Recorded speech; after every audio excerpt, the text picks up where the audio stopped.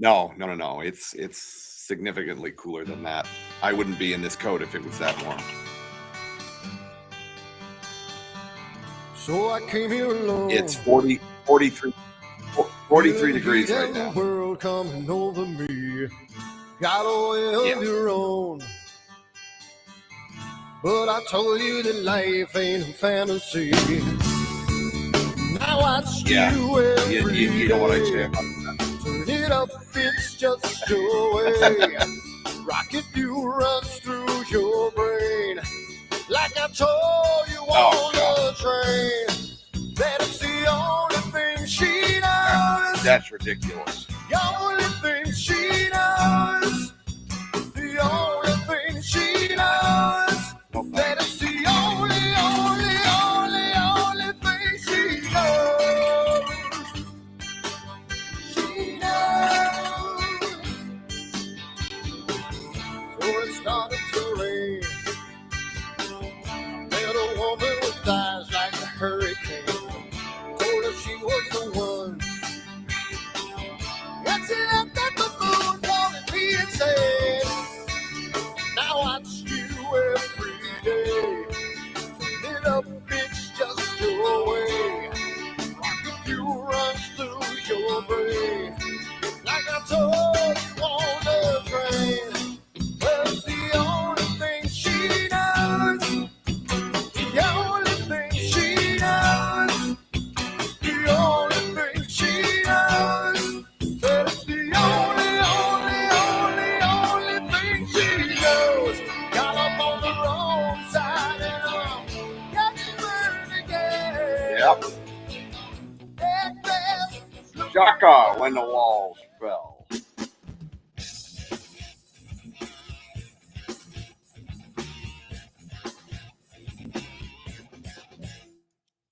And there we go. Hey, what's going on, everybody? How's it going? It's another Wednesday night here at AstroWorld. What's going on, everybody? How's it going, guys? How was your weekend? You get through that nice snowstorm and all that? You get through all that? Oh, we got through it, but it sucks. It ain't melting. No, it ain't going nowhere. I mean, I could literally go up to my knee in some spots. We got about 12 to 14 inches in Lake Grove, New York. Not good. Yeah. And did you get ice on top of it? Oh yeah. It's gotten that nice sheen. My dog Pepper was able to kind of ice skate this morning. He did. You ever see when Bambi meets Godzilla? You ever see that cartoon? No. No. I don't think so. I can literally walk. I can literally walk on top.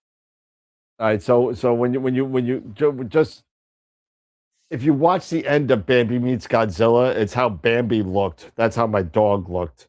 All four legs splayed out like this. It's just it's a 1 minute and 27-second cartoon. If you ever get a chance, go watch it. You'll laugh your ass off. But anyway. Oh wow. And I digress. So how's it going, everybody? We're here. We're going to be talking about camera types, different types of cameras, some specs. We're going to be running down those with some camera differences. We're still trying. Hey, man, this is like 5 shows in. We're like almost on we're on a roll as far as topics and staying on target and all that. So I mean, that's trying. It's definitely good. We're running out of notes. I think we got one more show, and then we got to have another brainstorming session. And then maybe we could do the whole month this time instead of 3 weeks. We'll do the whole month, and then whatever. So, because then we got Astropalooza coming up on the 28th. We also have Steve Malia wants to come on and hang out with us on the 12th, I think, just to hang out, not for anything. So right now we have Masters of Pix Insight minus Warren Keller. He's going to be away. Wilfredo is going to be doing a presentation. Steve Malia is going to be doing a presentation. Dwarf Lab is going to be on. Wayne Parker will be there. And we're waiting on some more answers. I'm trying to get Guido, and we already got a no from Sarah. She's not going to be around. Yeah. Let's see. I think Francisco might do something. I don't know, but we'll see.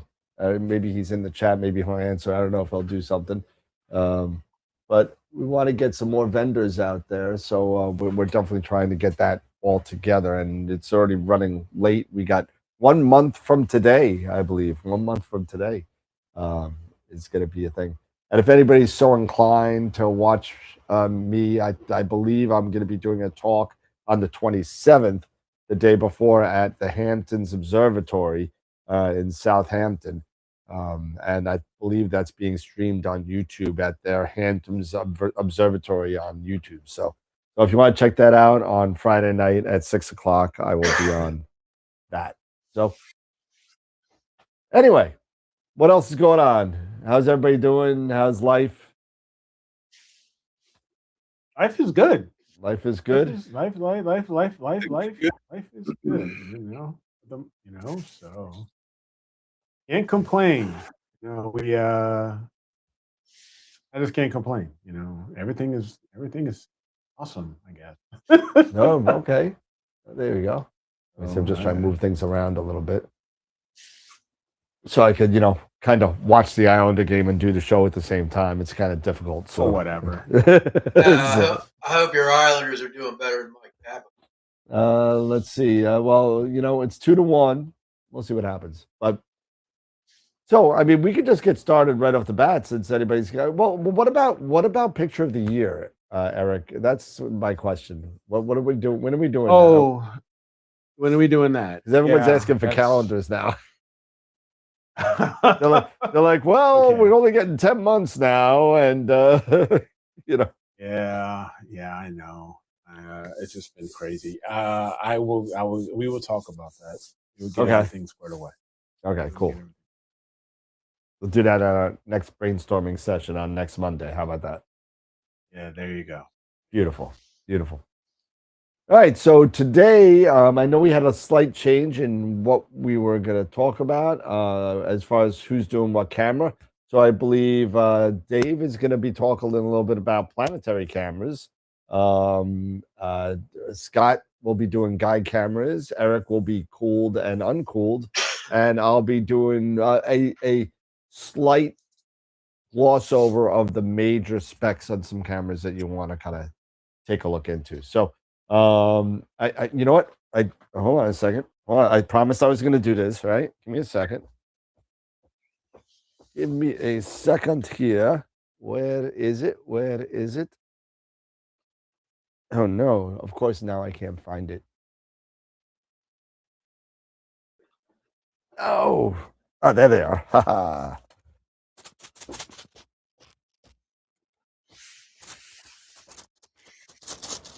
This is my D&D dice bag of holding here.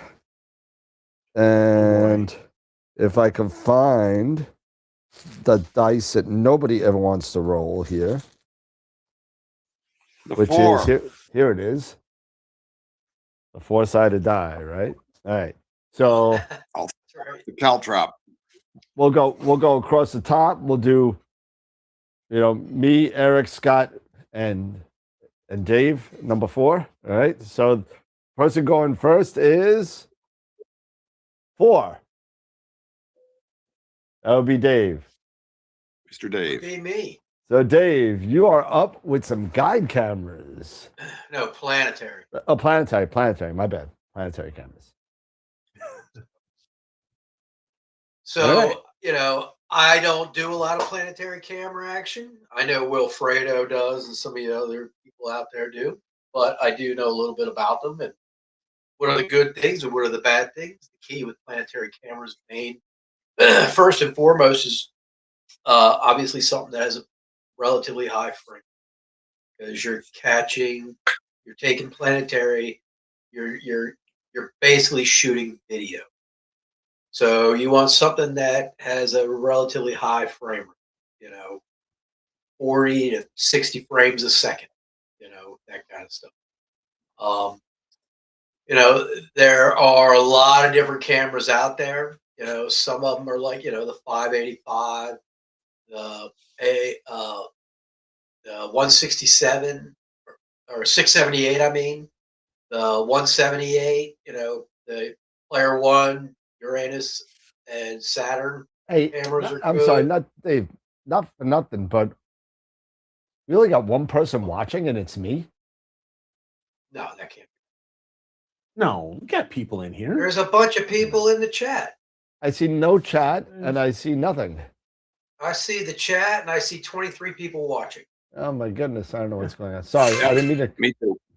I didn't mean to cut you off, but I'm looking at it, and I got nothing in the chat. I got nothing. And let me get out of this. Oh, I know. Anyway, while he's trying to figure that out, obviously they come in many ranges and prices as well. So for your budget cameras, the ASI 715 MC or the 122 MC, they're going to be a little less costly. You got, if you go monochrome, you're going to end up spending more because you're going to have to deal with filters. You have cameras like the 178 mono.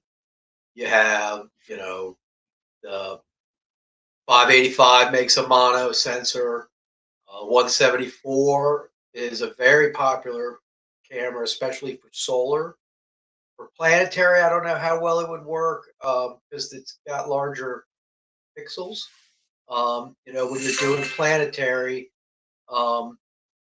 smaller pixels makes a difference. You're going to be able to resolve more resolution and everything like that. Where solar and lunar, you can get away with the larger pixels because of how bright and how close. But when you're reaching out for Saturn, Jupiter, Mars, the smaller pixel cameras are obviously going to serve you better. There are a lot of really good cameras out there that do have small pixels. Another thing that you might want to think about is if you can get a camera that has a global shutter as opposed to a rolling, because that will help you be able to resolve a lot of things a lot clearer by it helps with atmospheric distortion and stuff like that. If your shutter is on off, not rolling down the columns like a rolling shutter does. But if that being said, anything global shutter wise, you're going to spend quite a bit more. And there's the 174 is a global shutter. Obviously, for lunar and solar, I mean, a lot of people use that. I have one. If I ever decide I'm going to do lunar or solar, then I would, at least I have that camera to do it. Now it's a mono, so I'm going to have to use my filter reel and everything like that. But there are some other ones out there. You have QHY makes the what's it called? The 5.3 511 or is it 5.3 568 color? Yep. And that is a global shutter. It is very small pixels. I think 2 something micron pixels, 2.74 micron pixels. It is a global shutter camera, and it shoots at a pretty good frame rate. The downside is, that's a $430 camera. Yep. But that's probably one of the best cameras you're going to be able to get for doing, planets like Jupiter, Saturn, Mars, because of all the options you have. It's got, pretty good, noise factors and all that, full well depth. I mean, it's a pretty good camera from what I'm seeing. There are other options out there. The 183 color, you're shooting. It does a very high frame rate. It's got very small pixel size. And as long, and pretty sure most of these cameras you can use region of interest on it. So, that even is going to help your frame rates and everything like that. So, there's a lot of different ones out there. The key is find something that has high frame rate, good quantum efficiency, and, something that, you're within your budget. Ideally, when you're doing planets like Saturn, Jupiter, Mars, color is probably the best way to go. You don't have to deal with, a filter wheel and everything like that. And if you're doing, lunar and solar, then mono is probably the best way to go, because then you can use the appropriate filters you want to use, to bring out some of the more details that you can get from the moon and everything like that. Other than that, and just not for nothing, I will, segue this towards a lot of these cameras are probably cameras that a lot of us already have, because a lot of these cameras are equally good at guiding. So I will segue from that to the guide. Okay. So no roll of the dice this time. We'll just go right to Scott. Oh, right ahead, Scott. There you go. So, Mr. Scott, the smoking Scott, we'll call him. We'll say. Yeah. And let's get this going. Here we go. So, go to Scott. We'll go to Scott. All right, Scott. Tell us a little bit about guide cameras. Well, as far as guide cameras are concerned, it's one of those things that. Can you hear me? Okay. Yeah, you're good. Yeah. Oh, okay. Oh, that's your dog. That's my dog. Okay. So yeah, that guide cameras are one of those things that you're if you're getting into astrophotography where you are taking pictures that are beyond 30-second exposures, unless you've got a really, really good mount that is going to allow you to basically photograph unguided, you're going to rely on cameras, guide cameras that utilize things like PHD2 and other guiding software to send pulses. So the camera will basically lock onto a star and send a pulse to the through that software to your mount, and it will tell the mount, okay, kick this way, kick that way, kick up, kick down, so that it can stay tracked on a star. That's the whole purpose behind having a guide camera. Is so that when you do take pictures, your stars remain nice and sharp and round. The only way that you can really do that is either with a really, really good mount. When I say a really good mount, 5 figures, or you're relying on a camera. So they're the guide cameras basically, you need something that is going to have decent sensitivity. It's gonna be reliable as far as feedback and so on and so forth, and good resolution. Doesn't have to be super high resolution, but decent resolution. What matters most is, of course, sensitivity. You want to make sure that you've got a good lock on your star, and you're going to get that with good sensitivity. There's other things like read noise, that helps with your exposures and such. You're also going to be looking at things like shutters. Is it a global shutter? Is it a rolling shutter? That's not always critical, but it's a bonus. As far as having a global shutter, and then pixel size. The practical range. You want something that's it's big enough but not too big, and that can basically detect the stars accurately. So it's kind of it's kind of a trade-off, you know, on that. You don't want something that's so big that you know, your stars are going to jump all over the place, you know, and especially when you're dealing in long focal lengths. So let's see. Oh yeah, frame rate. Frame rate on a guide camera is not as crucial as it is on, you know, for shooting planetary, but you want something that, you know, will accommodate between a half a second all the way up to 2 seconds, thereabouts. That's kind of a sweet spot. And that camera should also be reliable. You know, it should be tried and true, tested.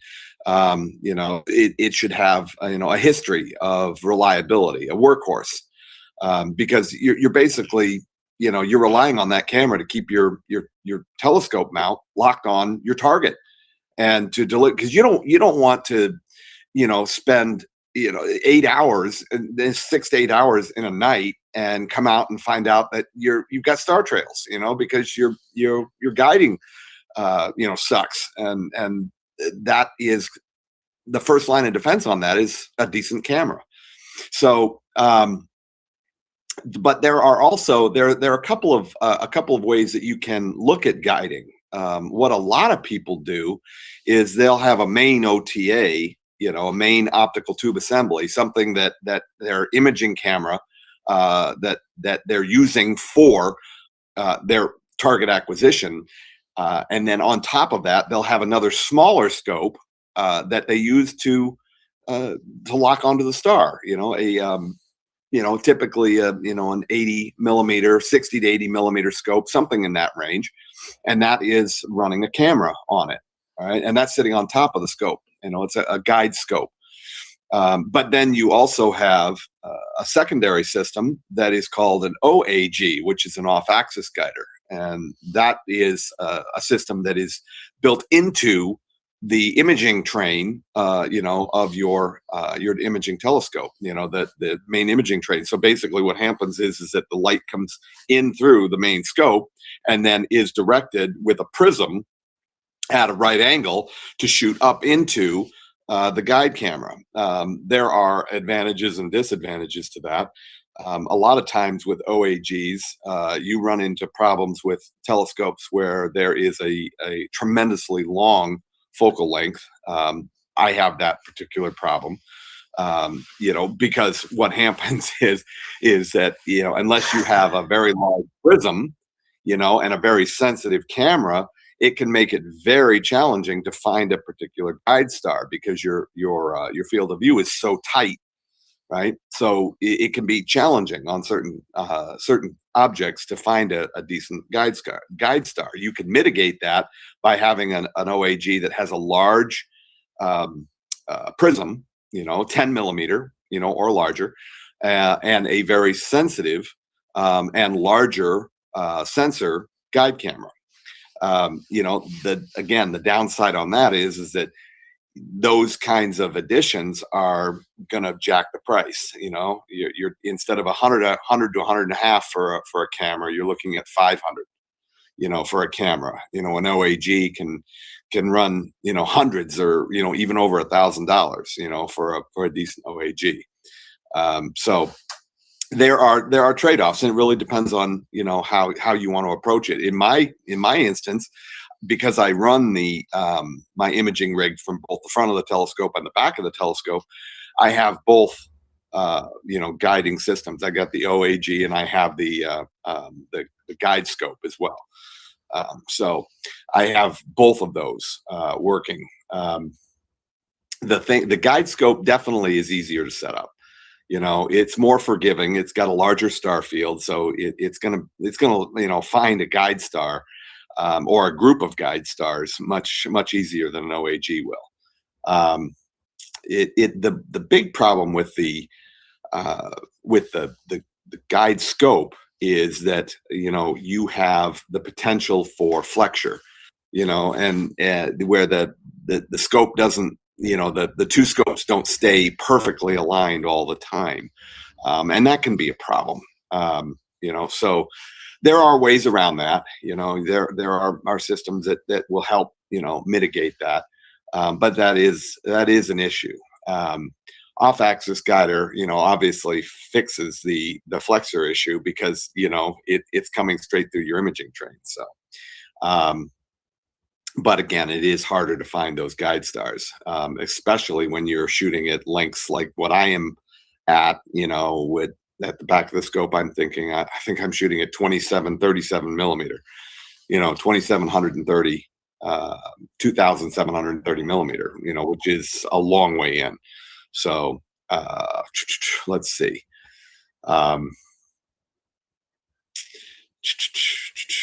What's next? Typical guide exposures. Okay. Most setups, half a second to 1 second, maybe as much as 2 seconds, 2, maybe even 3, depending. The gain on your particular guide scope is also important. You want enough gain, so that you can see the stars, consistently, but not too much that the whole field turns into glitter and noise. You don't want that either. So again, it's finding that sweet spot. Binning, is another thing that you can do, especially if you're dealing with an OAG. You can bin your guide camera if it gives you the option to bin it. 2x2, and that can help. With the detectability, of the stars. There's another thing that we've been playing around with that I haven't had a chance to really have any hands-on with it yet, but I'm hoping that it will work with the focal reducer that you can screw onto the end of your OAG, and that might also help with detectability. I'm probably going to be messing around with that, as we get closer into the springtime. I have a little focal reducer that does screw onto the end of my 174 Mini. So, but that's again, that's another little trick that you can try. Excuse me. Let's see. Okay, so the common failure modes, right? Guide graph, is a mess. You've got either seeing problems or you've got wind problems. Wind is definitely a much bigger issue with a larger OTA. With the the big refractor and reflector telescopes. That can be a big problem with the wind pushing things around. Typically, I don't even try to image if I've got wind speeds anything more than 8 to 10 miles an hour. I don't even bother. It's never going to work. So, the other thing is bad balance. And even things like cable drag, can also be a big problem. In dealing with issues with the guide camera. Sometimes you can't find stars. The OAG, the prism, is not set right in the image train. Sometimes it's too far in, sometimes it's too far out. And you can wind up limiting your field of view, which can that's just adding to the problem. You don't want to do that. Let's see, the other problem that people have, especially with OAGs, is that they try to use cameras that aren't sensitive enough, or they've got little tiny sensors. If you're going to use an OAG, you want to get the most sensitive and biggest sensor you can afford without winding up in divorce court. So don't scrimp on that, especially if you're going to go with an OAG. So what happens if you're dealing with elongated stars? The guiding looks good, but you've got elongated stars, right? There can be a problem with flexure at that point. There could also be backlash issues. You could have, a poor alignment. The camera isn't always the villain, right? So make sure that you're dealing with rock solid mounting of your chosen guide, either be it a guide scope or an OAG. Make sure that everything is locked in tight. Let's see. So, the guide cameras, are about consistency. It's not about glamour, And as Dave said, a lot of times you can mix and match your guide camera with your planetary camera. Like the camera that I use for my OAG it's a very good, ZWO. It's the 174 mini. And that camera, you can use that for planetary. I mean, it's got a very high frame rate. You can use it for that. So it can double, in multi-purpose use, which is nice. I mean, why buy a second camera if you don't need it, right? So, and I guess that's probably about it on the guide camera. And were there any questions popping up in the chat? Probably not. No, everybody's just wondering if Tom Peter has a plow on his Corvette. I think that's that's what I see in the chat. It doesn't look like anybody. People are hanging out, but they're not kind of they're just hanging out listening. I think they like we got like a little ASMR kind of thing going on with the voices now because there's not a lot of over talking.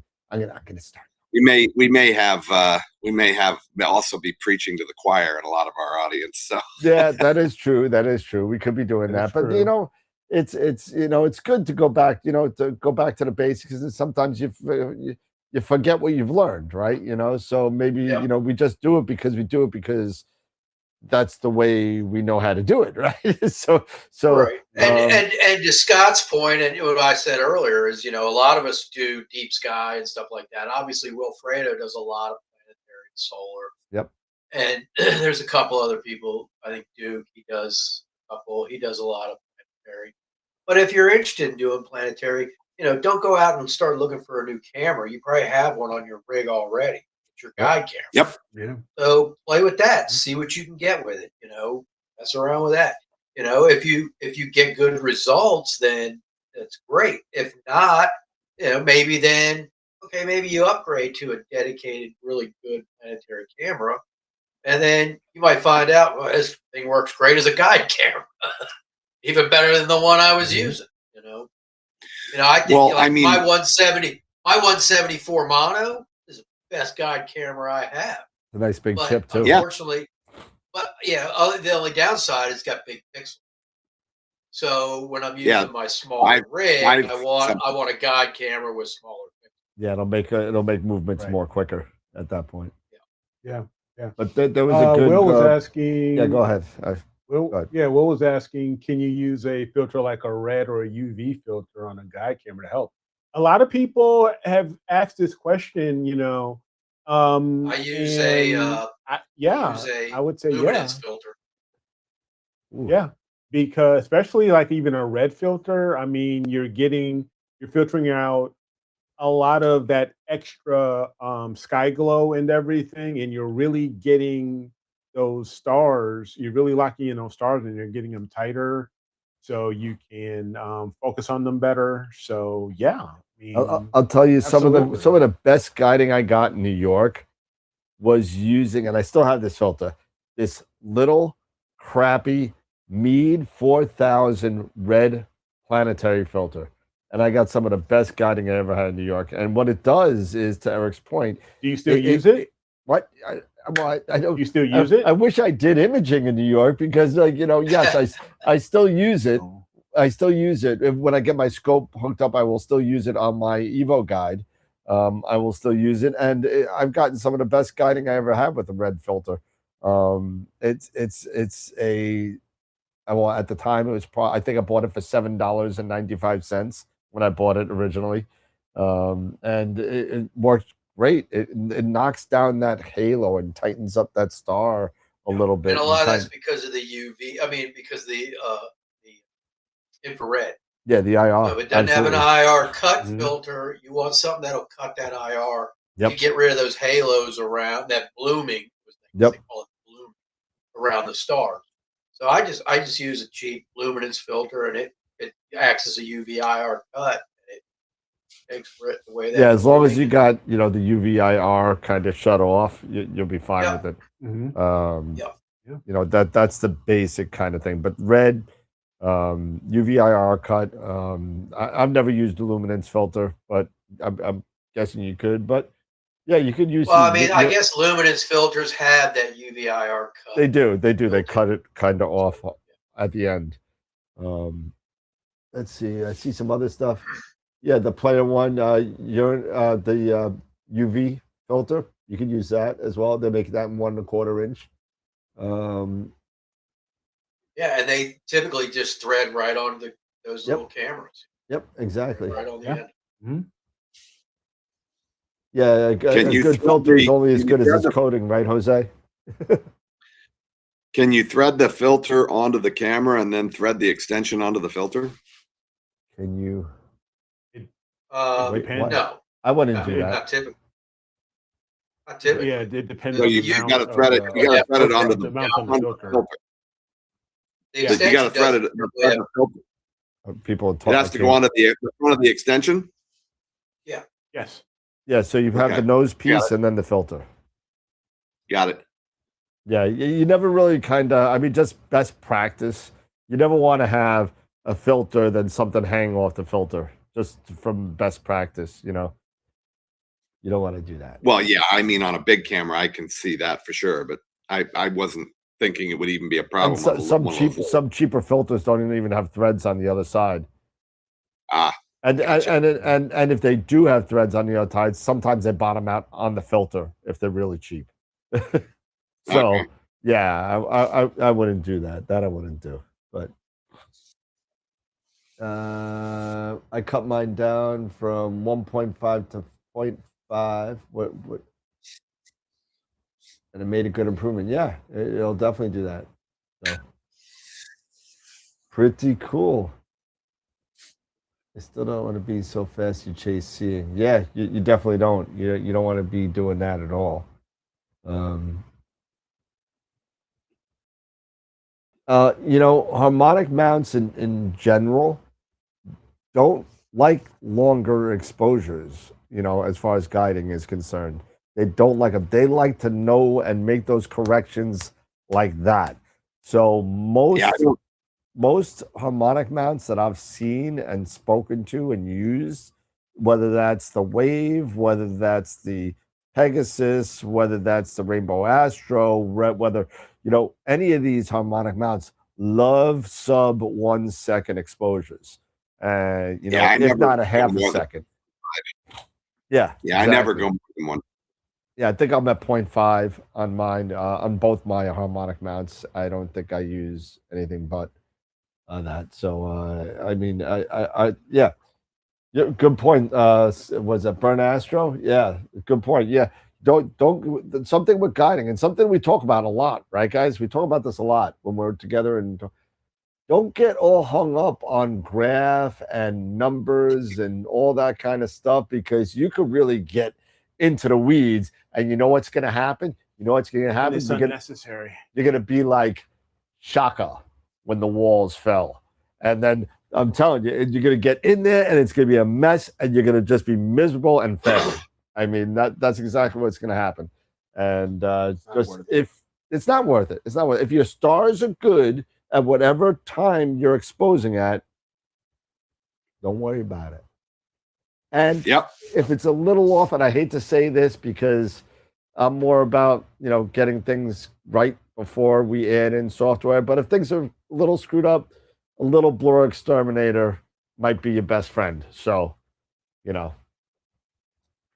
anyway, that's my 2 cents. Around, don't worry about it. No. I can't believe we're saying that these days. Jeez. Anyway. All right, so we got 2 more subjects, and it's 8:45, so we're right on track for about a 9:20, 9:25 plus ending 9:30. We're right on track here. Do we want to roll? I don't have a 2-sided die, Eric. I don't know, So. That's all good, because I've got an actual, I've got a little bit of a presentation, so mine may be a little long-winded. So all right, then you go. Go ahead, knock yourself out. Okay. All right. You sure? Yeah. I got plenty of dice. Okay. I got my red 20-sided. I got, I could just roll these all night. All right. All right. let me. So Eric's going to be talking about some differences between cooled and uncooled cameras, and looks like he's got a little bit of a surprise for us on his computer. So he's going to be sharing his screen, and we will take it Does it from show there. up? It does, and let's make Leon larger here. Okay. And there we go. You are good to go. All right, cool. Thanks, brother. Look All at right, you. You got so, a nice yeah, PowerPoint and everything. Jeez. Yeah, nice PowerPoint and all that stuff. So yeah, we're gonna, we're gonna talk about cooled versus uncooled cameras here. And really what you should consider and stuff like that. And the why, on certain things behind, like, say, cooling. And when it comes to cooled cameras, it's about signal versus noise, or your SNR. With a cooled camera, the thing we have to think about with it when it comes to cameras and doing long exposure imaging, anything like that, that heat generates electrons. Okay, and those electrons on your sensor, just like light does. So a cooled camera reduces this false signal. And so a good rule of thumb is that for every 6 degrees you drop in sensor temperature, you roughly have that dark current, okay, that thermal noise. And another thing about cooled cameras, that is something to consider, is consistency is king. Cooling isn't just about low temperatures, it's about regulated temperature. Now, when you're having a cooled camera, this allows you, especially with deep sky imaging, it allows you to build dark libraries, such as, a set of darks at -10 degrees Celsius that you can reuse over and over for months, rather than taking darks every single night as the temperature shifts. So let's look at some pros and cons between the two as far as cooled and uncooled. Noise level. Noise is extremely low and is really good for ideal exposures on a cooled camera, whereas with an uncooled camera, they're higher because the sensor warms up, as the temperature increases. So that's one. Calibration is much easier. You set the temperature and you build your dark libraries, and that's it. It's more difficult when you're using a uncooled camera because you have to match that ambient temperature just right. Cost. Cost is more when it comes to a cold camera because you have the tech cooling hardware in the ceiling and things like that, versus a uncooled camera, which are very good or maybe for entry points for beginners. Weight. Weight they are bulky. Cool cameras are bulkier and they require power. They require 12-volt power. A uncooled camera is very small, little puck cameras, and they're only powered by USB. The best use for a cooled camera is DSO, or deep sky imaging, and doing narrowband imaging, versus an uncooled camera where you're doing planetary, lunar, solar, or EAA when you're doing really short subs. So when would you want to choose one or the other? Now, that was what they call the deep sky rule. So if you're chasing or working on faint nebulae galaxies, especially if you're using narrowband filters, the cooled camera is almost mandatory and the way to go to keep your noise floor low, below that faint signal. If you're doing lucky imaging, like for planetary or lunar work where your exposures are really short, we're talking like in milliseconds, that thermal noise doesn't have time to build up. It doesn't really matter. So this is what makes uncooled cameras like the Player One Uranus C perfect, and it's more cost effective when you're using it for those types of targets. Now, another thing is the climate factor. During the summertime, depending on where you are, you have humidity and heat in the summer. An uncooled camera can easily start climbing up their temperature during a session. So cooling is definitely the game changer, compared, doing that using a cool camera versus, you having to use that smaller camera at the North Pole. 'Cause that's the only way you're going to keep the current down. the noise down rather. So a few things to think about is the low dark current of modern cameras, modern CMOSs like the 533 and the 571, making cooling obsolete? Quick answer is no, but it does make uncooled versions of those sensors more viable for beginners. So when you think about the more popular sensors that are out there, like the IMX 533 or the 571 that's found in the Poseidon, the Player One Poseidon, they have really low dark current. So that's almost so low that um, people think maybe that cooling isn't really necessary. However, if you're doing EAA or electronic assisted astronomy or lucky imaging, the read noise is the dominant factor, not thermal noise. So in these cases, you can get away with an uncooled camera and still get really great results. Now, in my area, Mansfield, um, in Georgia, thermal noise is, especially during the summer, it's crazy. So really hot summer night, we're talking, 80 degrees, 80, 90 degrees and up. An uncooled sensor, it's going to start to go crazy as far as its temperature, the low noise. It's going to start, the electrons are really going to start cooking in this thing. So you really don't want to go that route when it comes to an uncooled camera. So cooling, remember, like I said, cooling isn't just about reaching the lowest temperature. It's about repeatable calibration. So if you can't set it to that temperature, like you can with a you can't set that temperature, your dark frames won't match your light frames perfectly. So there you go as far as that. Now, there's also questions of power. And maybe if you are someone like me or, Dan, who has, a permanent setup like in Texas, or me imaging from my backyard, if you're not traveling, this may not be applicable, but it's something to think about. With a cooled camera, it can pull about 2 to 4 amps, right? When it's running at, a pretty decent click, 80 to 90% power. But if you are out in the field at a deep sky site and you're using a battery, that could affect your imaging time. But like someone like me who just images from the backyard and you got your permanent setup, if you have um if you have dedicated power, you can just pretty much set it and forget it. So the question is it better to cool less aggressively or to save power?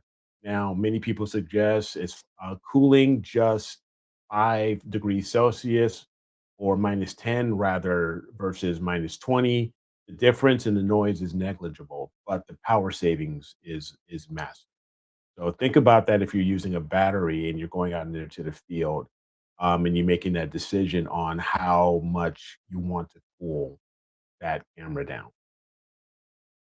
So also with cool cameras is the talk of amp glow. Now, modern sensors have reduced amp glow, but is this but we have to think about, does this really, as far as cooling, help manage the remaining artifacts during calibration? Now, some, talking to our beginners, they think amp glow is that purple starburst, in the corner, and then they think that may be a heat problem that cooling can fix. It doesn't. Amp glow is actually just infrared light that's emitted by the readout electronics on the sensor during long exposure.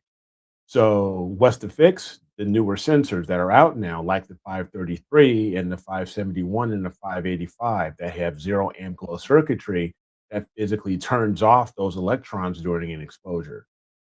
So we can even think about or discuss, even with amp glow sensors, cooling still does matter because you have hot pixels to deal with.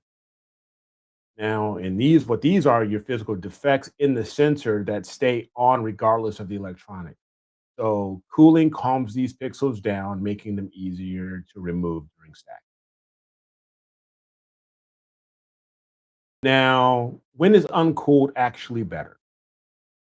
Size, when you're thinking about the size of your kit and what you're moving around.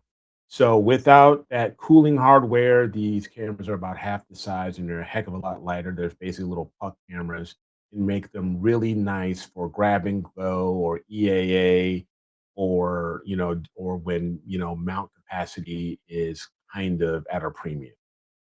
They're a lot more simplistic. You don't have to worry about 12-volt power bricks. You can run them right off the USB 3 cables, which makes cable management a lot easier too. Lucky Imaging. Um, these uncooled cameras are the king of lucky imaging. Since you aren't doing these really long exposures of faint nebula, you don't need to fight the thermal noise. So when you're doing lunar or planets or even solar, these cameras are really, really good because they can shoot at high frame rates without the worry of the sensor overheat. Now, there's also in certain cameras, there's also things such as passive cooling.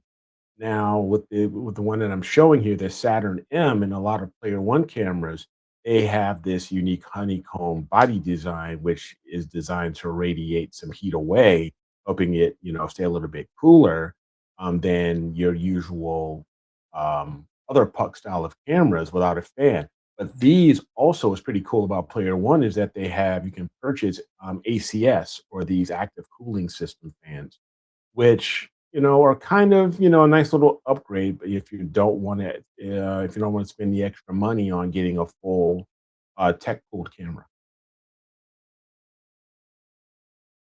Now, when it comes to also if uncooled is better or anything like that, we play a little bit of devil's advocate.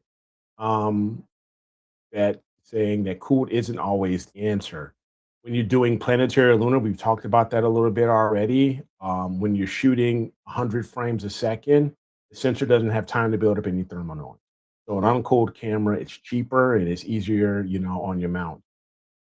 Guiding, we talked about guiding. Since guide stars are usually bright and exposure only like a couple seconds, 1 to 3 seconds, a cooled camera is overkill. You don't need that.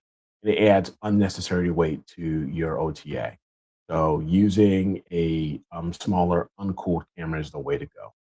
And we can even discuss at what focal length or exposure time does the cooled, or they call the cool tax, become worth it for a beginner. And we'll talk about that a little bit more. Cool.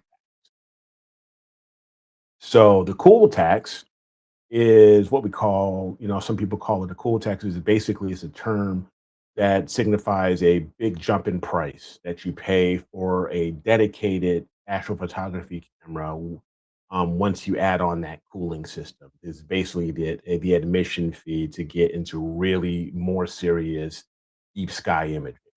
So there's that price gap when you're looking at cameras, this exact same sensor cool tax is usually going to add on 300 to 500 bucks to the price tag. So if you've got a 533 sensor, um, a standard planetary may cost you 500 to 600 bucks. But the moment you add on that pro cooling version, the price is going to jump up a few more 100 bucks, maybe to $800 to $900. So just think about that. So it's not just, what you're paying for is not just that chip. You're paying for that larger sealed chamber to prevent frost. You got a heat sink in there, you got internal fans, and you got more sophisticated power management so that you can hold that temperature um, that you set so you can get those that dark library matching your lights.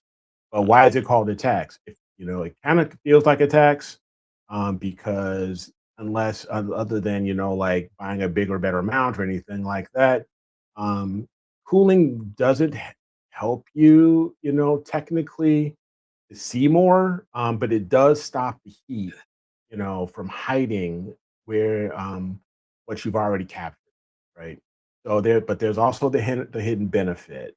This quote unquote tax does pay for itself in time. Without regulated cooling, you have to spend valuable time imaging, you know, dark frames every single night to match that ambient temperature. Paying this a little extra for a cooled camera, you can build a dark library once and you can use it for months. So, but is it always worth it? Well, if you're against this, if you're against that extra money, you may say if you're a beginner on a budget, and maybe if you're even doing more planetary work, and no, you shouldn't. You don't need it. You can better spend that money on filter or a better focal reducer, things like that, if you're not doing DSO or deep sky imaging.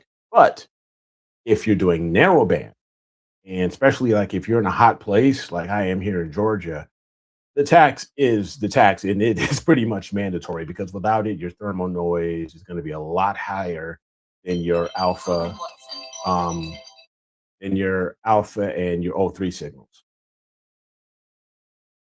So, which path should you take? When you want to decide between these, you have to ask yourself, what's your primary? You would choose uncooled if you're primarily a planetary, solar, or lunar imager. You need those high frame rates in that lightweight profile of cameras like the Saturn or the Altair 533 because they're really fast as far as their speed, their frames per second speed. Now, on the other side, you would go with a cooled camera if you are like me, more focused on deep sky, and you're more of a deep sky enthusiast chasing nebulae and galaxies. And if you want to use narrowband filters and you want the luxury of that permanent dark library, paying that, like I said, that cool tax on a camera like the Aries C or like we see here, the Zeus, is going to be the best investment you're going to be able to make for your data. So there you go. That's the reasons. So to go between cooled and uncooled.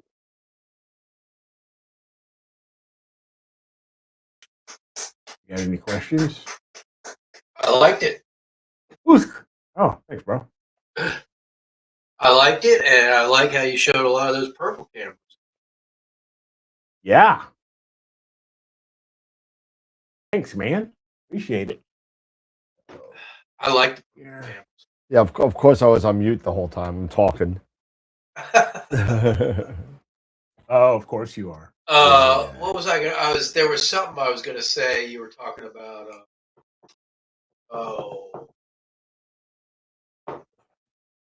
Altair makes a couple cameras that are just strictly fan cool as well. I think they have 2 or 3 versions of cameras that no Peltier cooler, no Pro, but they're just fan cooled. But they're bigger body. They do have a nice heat sink, the fan, and they offer the DDR3 buffer. And so they're Yes. kind of so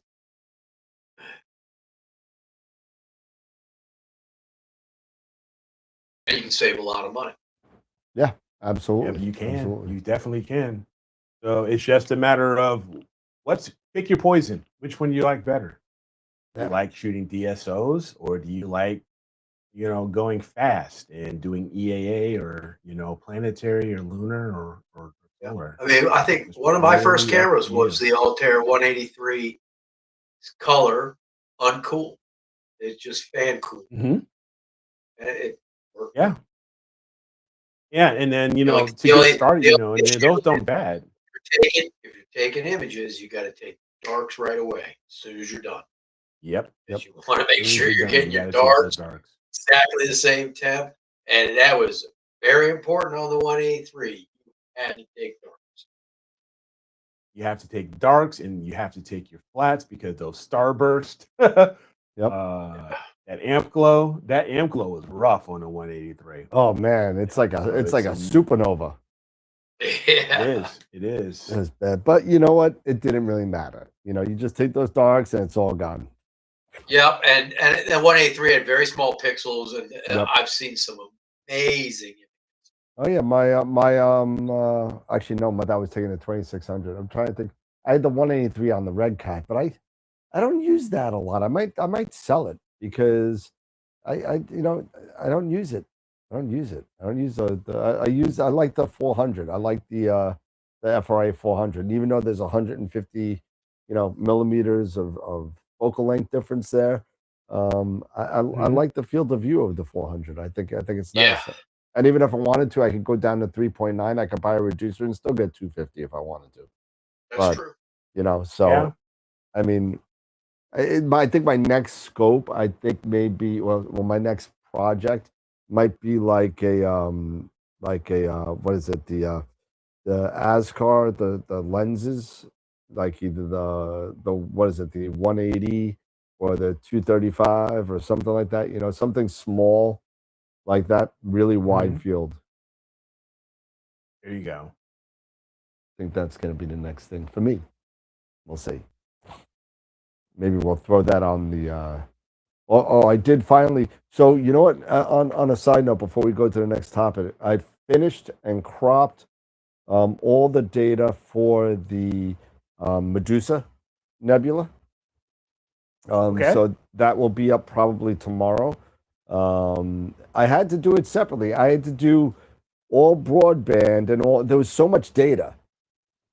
I did all the broadband first, and then the narrowband separate, and then I registered them all to the HA, and I did that, and I cropped it down to kind of, because there's a lot of empty space around the Medusa Nebula. There's a lot of empty stuff with not a lot of stuff going on. It's a nice star field and all that, but you know what? If you want the Medusa, it does have a nice little swoopy kind of end to it. You know, with the bottom of the Medusa Nebula. You know, it's like it's nice that because you got that oxygen in there. Yeah, there's a lot of S2 in the Medusa. Holy cow! I thought it was my HA when I looked at it first. I was like, oh my god, what is this? And that S2 is going to give you a lot of detail. Yeah, it's gonna be unbelievable. So I mean, so I will be putting that. So I also have a luminance too in there. I have about a couple hours of luminance in there. I mean, throw it in there and see what you get. But I got luminance, RGB, HA, S203. So I got all of them, and it's gonna be about 50 hours worth added all together. So okay. So yeah, no, it should be up. You know, I might even be able to put it up tonight for you, Tom. So let's take a look at that. But before we go any further, it's 9:07. I don't want to run over time here because you know what, I got nothing accomplished today, and it's been my day off, and you know, I've been on the phone all day, and it's just Thursdays were your day off. I switched them to Wednesdays. So there you go. Yeah, so I'm off on Wednesdays now. Choice only. I just needed to kind of do some things on Wednesdays. You know, the show's on Wednesday. Thursday, yeah, I can get rid of the show hangover, but you know, it's not like, you know, it's not necessary, you know. But what are you gonna do? So yeah. So what you gonna jump into yours now? Oh, why, you want to do something? Jump into yours now? No, real quick. There was a couple of things. And you know, I don't know how many people have seen. I mean, I'm sure I've gotten emails and stuff like that. I know we're not a dealer or anything like that. But there's a new mount that hit the street. What, the 7? 7. Yeah, the AM7. It's been about a week. Yeah. You know what? You know how good ZWO is? You know how good they are? They finally came out with a 44-pound mount without counterweights after freaking 3.5 years of this stuff being out there. Come on, guys. You are so behind the 8 ball. So that's what I'm saying. So it begs the question, when is the 200i going to hit? Oh, who knows? When's the Wave 200i going to hit? Who knows? And then I'm going to have buyer's remorse because then it'd be like, son of a... So far, I don't think there's a plan. As far as I know, I haven't heard of a plan for that. It would surprise me if they haven't come out with it. But you know, ZW. It would surprise you, or it wouldn't. It would not surprise me if they came out with a 200. Yeah. But I mean, we'll see. I hope it will have a little bit more bells and whistles. Other than that, you know, that the holy grail of the 44-pound holy grail that, you know, that everybody seems to go by. But it's kind, you know, it came out a couple. I saw it, got all the emails from Agena and the High Point. Oh yeah, the AM7. I said, oh cool, let me see what it is. It came out maybe a little bit about a week Yeah, I was like, let me see what it is. Let me look at it. A week. I was like, yeah, it's another 44-pound mount. Welcome to the club, guys. It's like closing. Yeah. What took you so long? Pegasus has a new right, a new Nix, don't they? They do? No, that's what I'm aware of. Nix. You got the 88 and the 101. No, I saw a different. Do they? Because I didn't get a dealer alert on it. I've seen something about it. I know they have that flat panel that they came out with.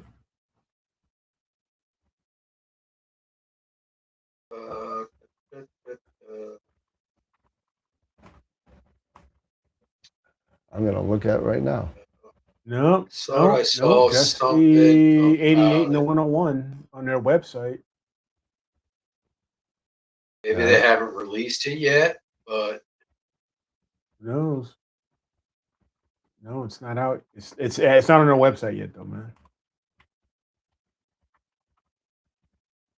But you know what this basically means. It's all about competition and stuff like that, and eventually we are going to see more and more. Now, Ioptron's they've had theirs out for a while.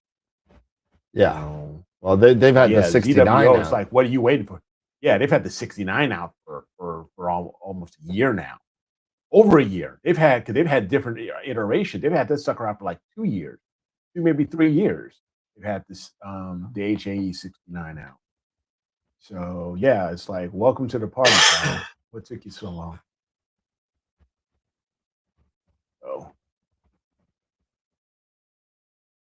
People are saying that the Nix 120 is coming. 120, that's it. Yeah. Soon to be released. So I have not heard any peeps. So where are you guys getting your information from? Because apparently I am not in the know. So and I'm gonna hurt somebody. It must be set out. Maybe it was set out in Europe or something, and the Europeans got to it before we did. I don't know, but Nix 120. 12-kilogram payload capacity. 12 kilogram. That's only 25 pounds. Yeah, that's nothing. They're going backwards. Why are they calling it the 120?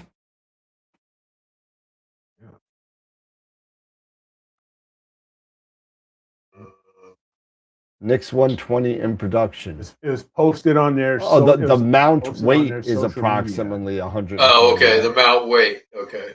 Yeah. Okay. So yeah, it's on their website. It's on their Facebook page. It looks like. Yeah, I think that's where I saw it. Yeah. Gotcha. It looks considerably bigger than the 101. It does. It looks. People are saying at 100 some buck, at 120 weight. Yeah, people are saying that it's going to be 66, like an HAE 69, 66 pounds without counterweight. Wow. Yep. Wow. So, and that's a guess. It looks like. So, that's on Pegasus Astro's Facebook page. So, am I following them? I'm not even following them. Now I am. There we go. The picture looks good.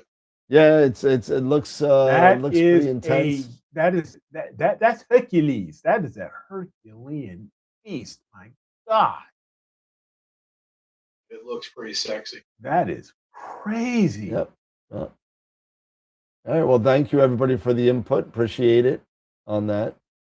Because I had no idea. It looks like it's in production. So, well, let's take that word out, in production, right? It'll be available next Christmas. if you're lucky. Yeah. If you're lucky, because you take a look at the Smart Eye, right? Oh yeah. The Smart Eye, I guess they didn't think it was going to be a big kind of response, and it was. And I've had a Smart Eye on orders since March last year. Oh my God. This poor guy ordered one at NEAF last year, and NEAF's coming up again. I said, well, are you going to have him for this year's NEAF? He said, I don't know. I don't know. If not, we'll walk over to their booth and take that one and give it to my you. God. I'm gonna tell him to bring me an extra one because I gotta give this kid one. This kid is such an, I don't want to say his name. He's such a nice kid. He keeps on coming to my booth every year. He buys something every year. And you know Young who kid? you are if you're watching. Yeah, young kid, you I know. think we were talking Yeah. about. And he comes I know in who you're every talking about. year and he buys something. He said, "Are you gonna have it?" I said, "Yeah, I should have it in a couple of months." I feel so bad.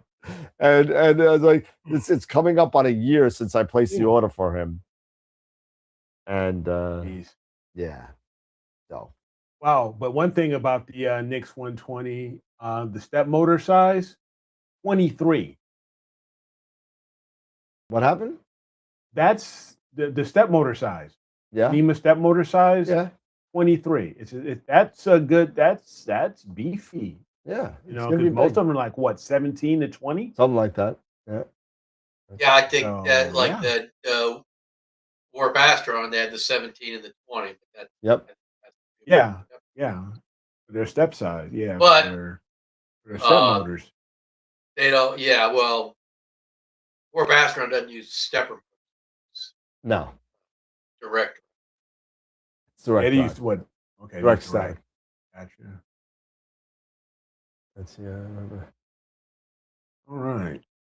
Dan will soon. Sorry, be an man. I didn't mean to take up too ex-Pegasus. much of your would time I- because I know why- you've got your stuff. Why would I be an ex-Pegasus seat dealer? Because they didn't tell me. Because they didn't.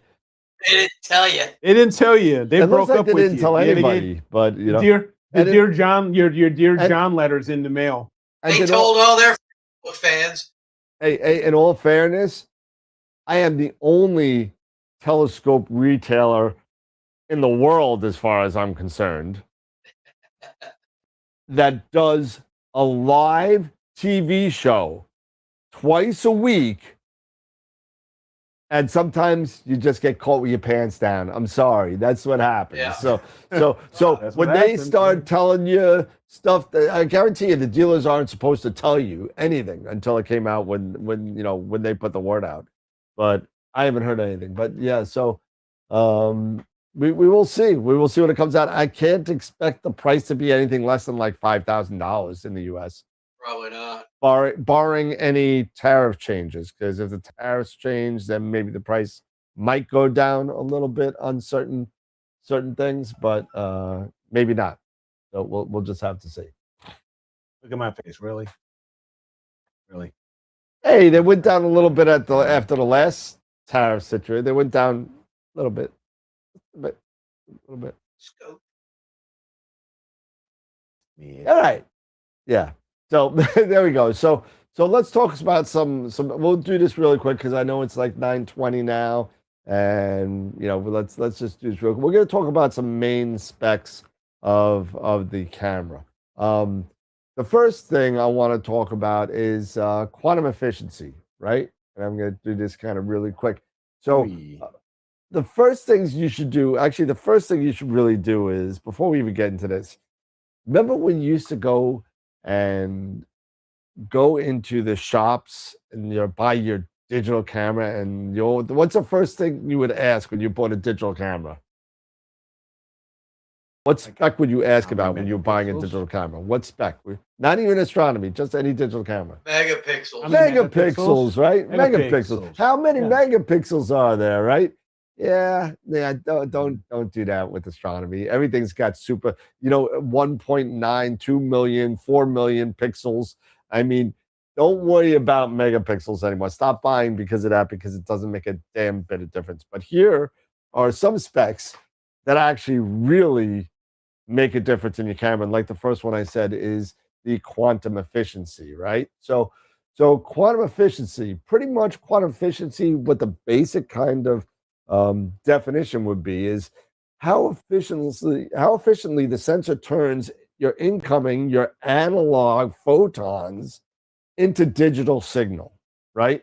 And everything drops in to a percentage. So I have 91% quantum efficiency. I have over 97, or I have, if you're in the CCD land, your quantum efficiency of 50% was pretty darn good. Not anymore. And what that really means is, whatever that percentage is, that's your usable data, right? That's your usable data. You're getting all that signal. So you're getting 91, 90%, whatever. When you were when I had my SBIG 8300, right? I believe that it was 54% quantum efficiency. So what that means basically, for every picture I took, I would have to take 2 pictures to get up to the quantum efficiency of today's cameras. Yeah. You know what I'm saying? Because half of the data basically is being thrown in the garbage. It's being thrown in the garbage. It doesn't mean a thing.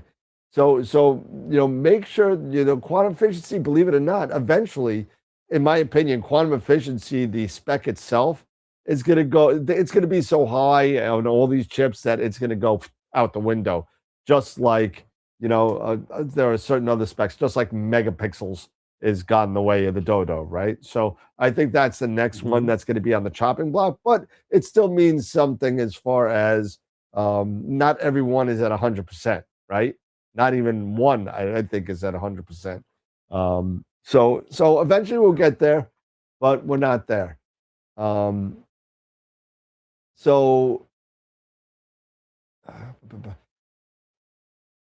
is great. And if you're over 90, 95%, some kind of things, you know what? It matters a lot, but it doesn't replace going to a dark sky site. It doesn't replace good guiding. It doesn't replace all this stuff that you're going to need to make a good picture. So QE helps you get the signal in, but dark skies, right? Dark skies, you go to a border one sky and the noise that is not there is amazing. And the detail that you get in such a quicker time, just because it's dark, you're not fighting that light pollution, or you're not fighting bad balancing, that kind of stuff. So make sure that you got to have a balance of both, right? So that being said, let's get to we hit it a little bit. We spoke a little bit about pixel size tonight. We said small pixels, big pixels, all this kind of stuff. Well, I'm going to take this pixel size into another way of over and under sampling, right? So pixel size, as far as image scale, is how you can tell whether you're over or under sampling. So normally, undersampling, what you'll see, and a telltale sale of undersampling is stars that kind of look like this. Okay? If you have blocky stars, that's a problem. That means you're undersampling. You're not getting enough data in the pixels in order to make a rounded star, or your pixels are too big that you're getting blocky stars, right? So those are a couple of things you want to take a look into. When you're oversampling, then you're going to get bloated, kind of largish kind of stars. So you're definitely going to want to take a look at your pixel size. And the best way to kind of go and kind of get rid of that over and under sampling is go to a site similar or to astronomy.tools, right? You can put your telescope in, you can put your pixel size or your camera in, which will know your pixel size, and then it'll find out your image scale. And based on that image scale at arc seconds per pixel, that's when you're over and under sampling. So you want to be somewhere between 0.66, like 2/3 of a pixel, to 2, depending on your seeing, of course, because seeing makes a big deal with your image scale. If you have crappy seeing, you're going to be to one side or the other, depending on what kind of imaging rig you have. So bigger pixels, right? Often higher, a little bit more sensitivity. It's a lot more forgiving when it comes down to guiding and seeing, because you got these bigger pixels. You can kind of, you're fitting less, but you also not getting the resolution that you would get at the same focal length if you had smaller pixels. So just imagine that you had, I don't want to show that piece of paper, but let's say you had a piece of paper like this, right? And this was split up into 4, and this only has 4 pixels, right? So you're only going to have enough information to fill this 4 pixels. Now imagine if you had 4 times the pixels in the same space, you're able to resolve all these smaller details and that kind of stuff. So it's real important to kind of go to a site like astronomy.tools and see if your camera matches up well to your focal length. Also, don't forget to put in your Barlow reducer, all that kind of stuff, because that makes a difference, right? More detail. Yes. All right. So then chip size. All right. So there's a couple things that you kind of want to do. Think about what kind of field of view you kind of want, because that really is going to dictate what kind of chip size you have and what focal length. And you could go to the same aforementioned website, astronomy.tools, to find out if an object will fit given your sensor size or camera, right? And your focal length of your scope with included reducers or Barlows or whatever you might have in your image train. So the chip size is going to directly affect what you could be able to fit on your camera, right? What can you fit on the chip?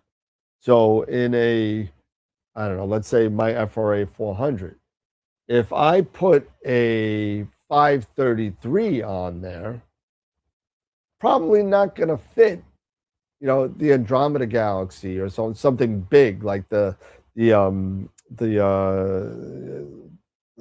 horse head all the way across, because you're not going to be able to fit it, right?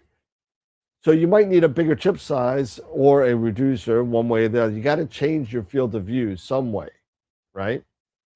So you can get an APS-C chip, an APS-H chip, or a full frame chip. You can get all these different size chips, and going down even further to a 533, a micro 4/3, and so on, going the other way. You want to make sure that you get the right camera matched for your object that you're seeing. So again, go to either Blackwater Skies, astronomy.tools, put an object in, and then you'll be able to see what you could fit in with that scope, with that camera.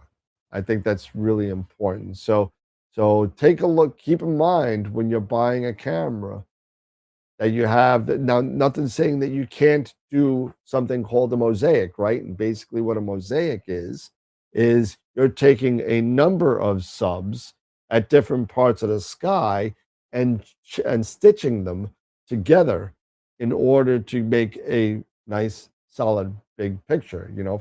For most regular refractors, you're not going to be able to fit something like Barnard's loop, right? You're not going to be able to fit it without doing a mosaic.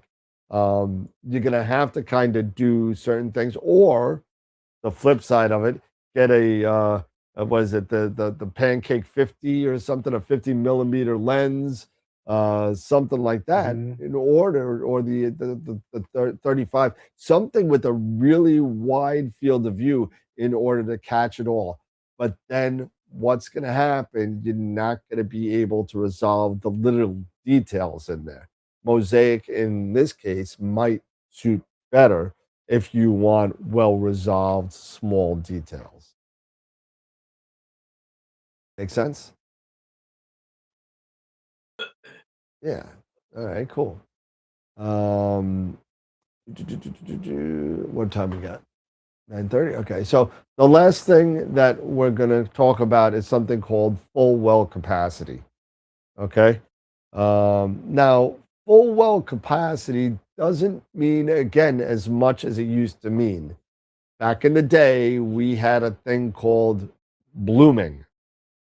And with especially inherent in CCD cameras, what blooming was that your electron has a well, let's say a bowl in it, right? And that bowl gets filled with electrons, and those electrons are your data, right? And just like water, once the well fills up, what's going to happen? Well, the water's going to come over the side and hit the ground and roll to the lowest remaining part, wherever it goes. And that's what happened with the electrons with older CCD cameras, was that your data would spill out into other pixels and make this nice fake star streak all across your picture. And then they came out with something called anti-blooming cameras and stuff like that, where they kind of figured things out. But that's what the well is. It's how many electrons a pixel can hold before it saturates or it blows out. Brighter stars, like some like On the Tack, like Saturn, like a couple other ones out there, really serious, really bright stars tend to blow out very, very quickly if you sit there and take long-term exposures.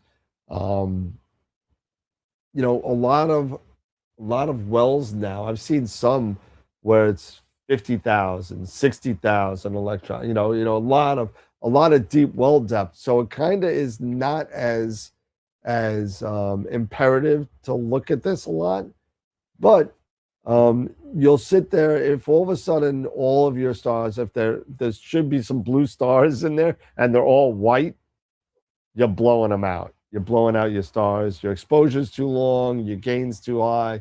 Something's going on that you're just you have so much data that's blowing out all the colors. So make sure that you're doing that. That's something to check into.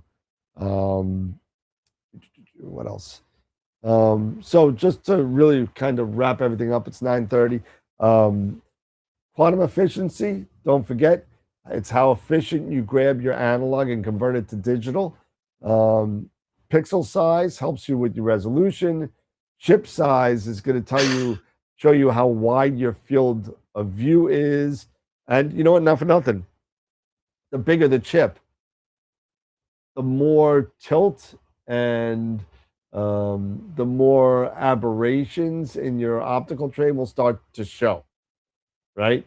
So if you have a smaller chip and you're just shooting out the center and you're not getting the sides and you're not taking the full image circle of your scope, you may not see any tilt or issues in your image train. If you get a bigger chip, you may start to see that.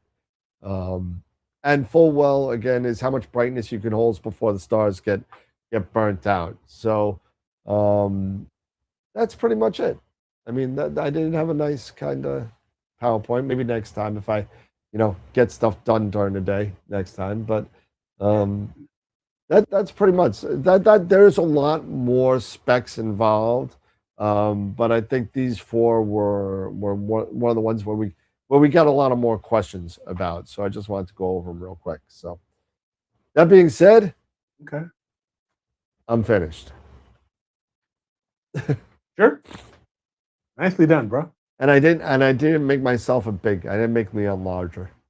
I forgot. What are you gonna do? Nice. What are you gonna do? Hey, yeah, they're making fun of me. Dan uses a reducer. Nah. Yeah. No, I'm not.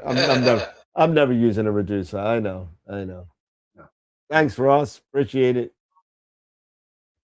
Tom, thank you. Thanks. Appreciate it.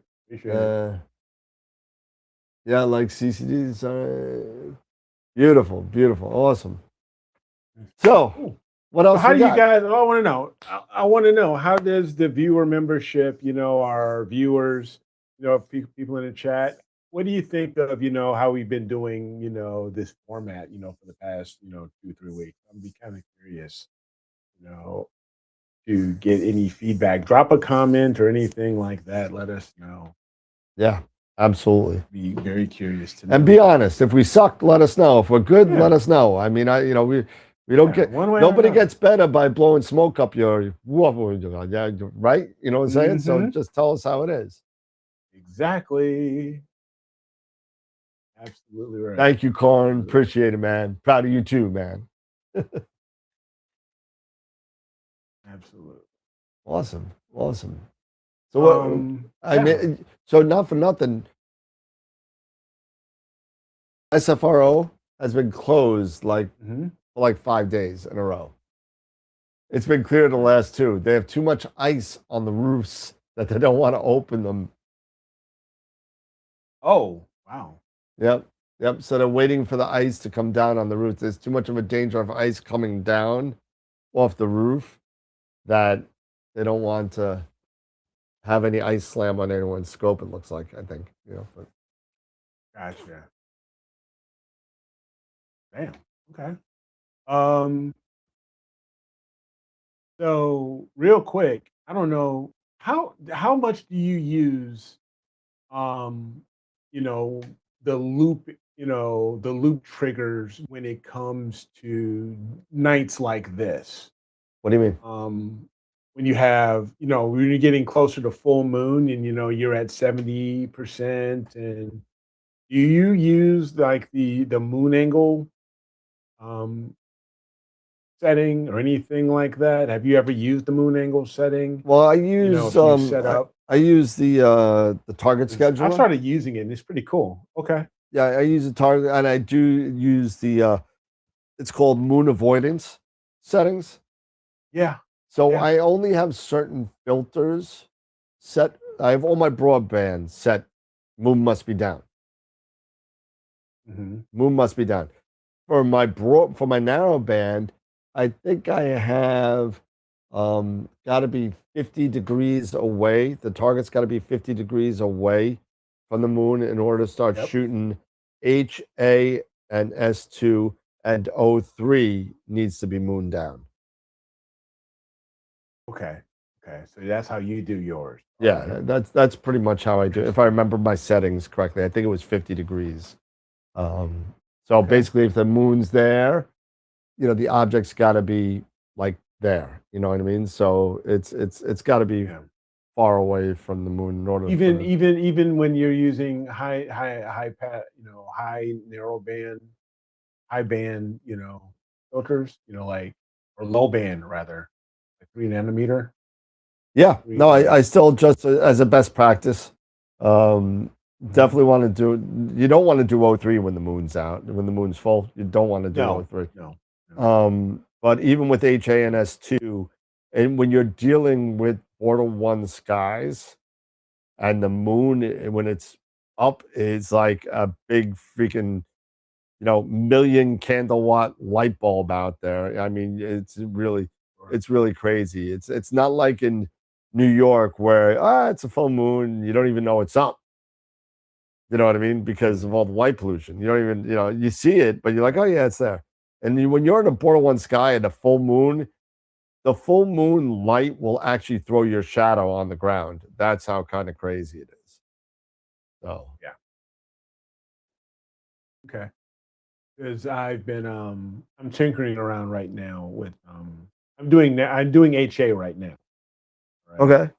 Um, but see me, I'm in a Bortle 4.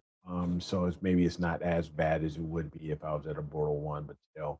But now I'm going to actually see about S2. See how I'm definitely not going to do O3. No, you O3 could is get a away big with no-no. S2 depending on, where the object But I is. may be able to get away with S2.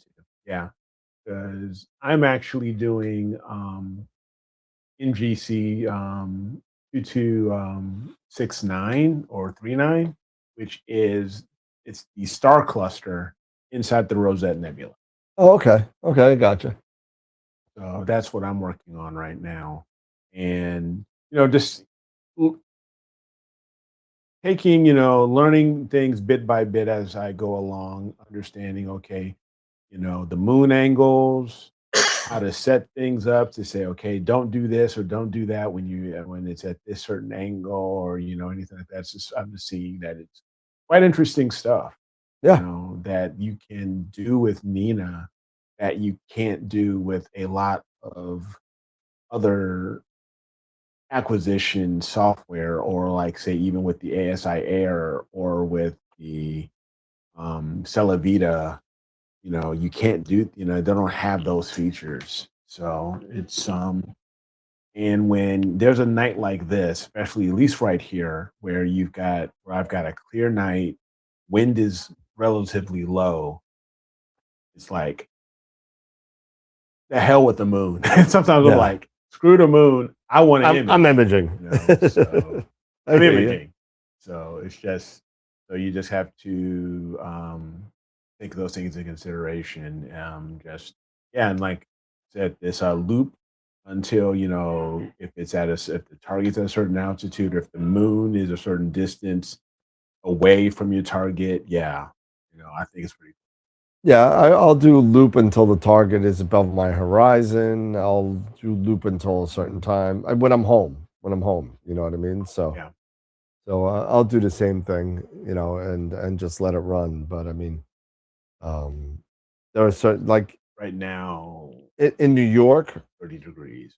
in New York, when I imaged my 3 nanometer filters, I'll be dead honest with you. I mean, I will image every single night the moon is out if it's clear, because we have so many clear. We have so many nights that are not clear in New York. Yeah. So you got to take the clear nights where you could get them. However, I'll make really, really good decisions on where I'm shooting and what filter I'm using. I will still not do Yeah. O3, even if I had 40 hours of HA on an object in New York, and the moon was out and I'm on a project. I'll just take more HA and S2. I'll wait for the O3 to come around. Gotcha. But I know. oh yeah, rock and roll. Yeah, I heard that. Jeff was Tom. asking, can you talk about your Starfront experiences over the year? Yeah, absolutely. One meeting. Yeah. So maybe one time, you can. Yeah, I could do a little Yes, Starfront, overview. Absolutely. Tom saying Stella V is coming out with really nice firmware upgrade. Okay. Cool. Yeah, I think that's coming out end of first quarter, if I heard right. So that should be within the next month or so. Right. Yep, it is. It's being beta tested. Yep. Nice. So we shall see. We shall see what we shall see. I'm hoping. I want to get mine all set up. I want to get one set up. But all right. So it's 9:41. I think that's about it. Yeah. Yeah. I owned this 152. It's time to go have a drink. Yep. And let's do final thoughts. Yeah, no. Thanks everybody for hanging out with us. Definitely let us know about, how we're doing here with the content, these presentations, stuff like that, trying to keep it, more focused, and that's, we're off of rails every once in a while, but try to keep it more focused and stuff like that and more subject focused. So definitely let us know how we're doing and give us your thoughts. We really appreciate it. Dave? Scott? Yeah, thanks for hanging out. Hopefully, like I said, I don't do any planetary. Hopefully, I gave you a little insight on what kind of cameras to use. Obviously, I mean, I have a couple cameras that I have, and one of these days I'll dabble into it. It's just I could do lunar and solar probably. Obviously, to do solar, I'd have to get a special filter for my telescopes or get a solar scope. But planetary, lunar is not a problem, but planetary, I don't have the reach yet. I mean, unless I put a Barlow on the 127. Yeah, and I'm good. I mean, that's still only good. It's going to get me to just only about 1900 millimeters. I'd love to put my 9.25 up, over the next couple of days, just to put it once the snow disappears and the warm weather comes back. Yeah, I mean, I figured, if I put a Barlow on that 127, I could probably do. Yeah, you could. Anything other than that, I don't know if I. 2x Barlow would be, you'd be at like what, f14. 1900. Yeah. That's not horrible. It's like an 8-inch. Yeah, a little less, but yeah. That's all right. But an 8-inch, you can put a 2 times Barlow on, and you'll be at 4,000. Exactly. At f20. Yeah, exactly. Now you're but talking. But it's a planet. It's so damn bright. So Yeah, well, you need to be at F20. I mean, some are even Yeah. shooting higher than that, you know? Yeah. Yeah. But I never did. I never could figure out. I guess I never could figure out how to get the planet on ship without kind of screwing it up with the planet. I could never figure it out. I tried, and I would do like parfocal rings, and I'd be doing all this kind of stuff to kind of do it. And now I'm sure there's an easier way to do it, but I'm just like, I don't have the time or the effort. I'll just do my deep sky and have a nice day. It's kind of like golf, right? Yeah. Kind of like golf, right? Exactly. I'm not gonna bother practicing my driver because I'm only using it a couple times. I'll practice my putter and my freaking wedge, because Those are the best things to practice. That's what you practice with most. that's it. But you definitely should practice your driver too. No, Being down use my the 3 middle of iron. the fairway, being I'll down use the my 3 iron. middle of the fairway helps. Yeah, I use my 3 iron, man. I slice that wedge too. I slice that. I have an 8.5 degree freaking driver that I used to use, and I was able to hit that 1 year, and then I was like, "Screw this! I'm going to 10.5 again." But Jose's asking, have you guys ever had a planetary imaging contest? Not strictly planetary, no. we could do that. Well, we've had monthly imaging planetary images contest. win the contest. We've had, win the contest, yes. Think- But we've never had something strictly planetary, no. I think Mitch Duke won one. I Yeah, think. he is one. Yeah. Yeah, he won for Saturn. Yeah, he Yep. won for Saturn. Yep. Yeah.